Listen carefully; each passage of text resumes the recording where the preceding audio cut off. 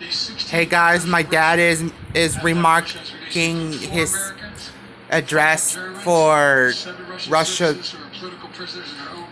released prisoners since the war in Ukraine. Let's listen.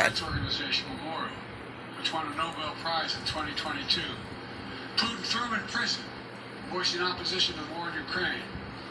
Four others worked with Alexei Navalny, political opposition leader who died in Russian prison this year.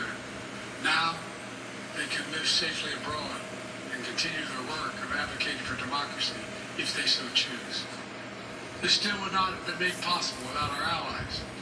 Germany, Poland, Slovenia, Norway, and Turkey, they all stepped up and they stood with us. They stood with us. And they made bold and brave decisions, released prisoners being held in their countries who are justifiably being held, and provided logistical support to get the Americans home. So for anyone who questions whether allies matter, they do. They matter. And today is a powerful example of why it's vital to have friends in this world. Friends you can trust, work with, and depend upon. Especially in matters of great consequence and sensitivity like this. Our alliances make our people safer. And we began to see that again today. Let me say this. It says a lot about the United States that we work relentlessly to free Americans who are unjustly held around the world. It also says a lot about us, that this deal includes the release of Russian political prisoners. They stood up for democracy and human rights. Their own leaders threw them in prison. The United States helped secure their release as well. That's who we are in the United States. We stand for freedom, for liberty, for justice, not only for our own people, but for others as well. And that's what all and what we've achieved today.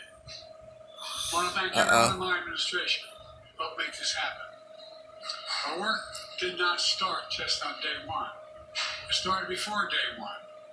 During the transition, I instructed our national security team to dig into all the cases of hostages being wrongfully detained, which were inherited from the prior administration. I wanted to make sure we hit the ground running, and we did. As of today, my administration has brought home over 70 Americans who were wrongfully detained and held hostage abroad. Many since before I took office. Additionally, I issued an executive order in 2022 authorizing penalties like sanctions and travel bans on those who hold Americans against their will. And my State Department has introduced new warnings for Americans about the risk of being wrongfully detained by a foreign government. Deals like this one come with tough calls. There are never any guarantees. There's nothing that matters more to me than protecting Americans at home and abroad.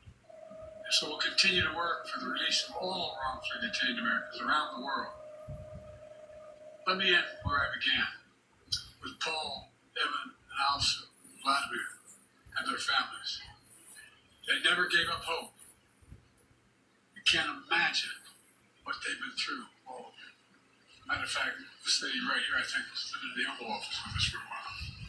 All kidding aside, can't imagine their joy right now. They're home. Tomorrow's a big day. The 13th birthday of Mary Murray. You all know we have a tradition in the Biden family. We sing happy birthday. Happy birthday, ready? All of you. Happy birthday to you. Happy birthday to her. To you. Happy birthday, dear. Happy birthday to you. Remember, no serious scotch till you're 30. God love you. She's Alsu's daughter. Now she gets to celebrate with her mom. That's what this is all about. Families. Able to be together again. Like they should have been all along. So I want to thank you again to everyone who did their part. In just a few hours, we'll welcome home our fellow Americans. We're looking forward to that. God willing, we're going to be out at Andrews and get that done. So thank you. And this is a good day. What did you say to those folks, or what did you say when they asked All right. you to resign? I said, welcome almost home. These so-called other states who said we're taking more Americans in order to get more of their prisoners home. How do you end these perverse incentives? Or advising people not to go certain places.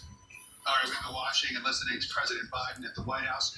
Alright, if you guys like this video, please make sure you subscribe, drop a like, and comment below. And make sure you also follow me on X, Facebook, and DeviantArt.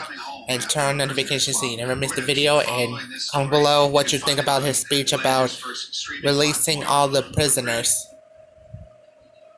See you on the next video soon, everyone.